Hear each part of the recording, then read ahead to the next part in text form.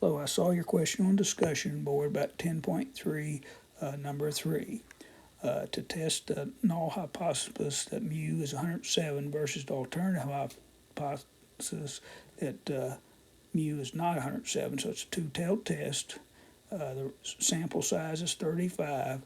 I guess in this particular sample, the mean's 104, standard deviation is 5.7. Since we're using sample standard deviation, it's going to be a t-distribution.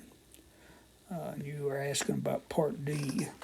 Now you could use a table to find this answer, and it gives you a lower and upper bound, but I'd rather use technology and you get a very precise answer. So I have StatCrunch open. If you click on Stat and then T-Stat and then one sample with summary, then you input the information. The mean's 104, sample standard deviation is 5.7, sample size is 35.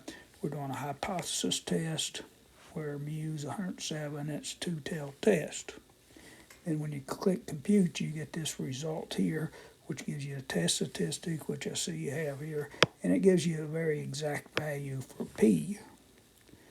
Where if you're using a table, you just get an approximate value in the upper and lower bound. So this is how you could do it with StatCrunch. Hope this helps.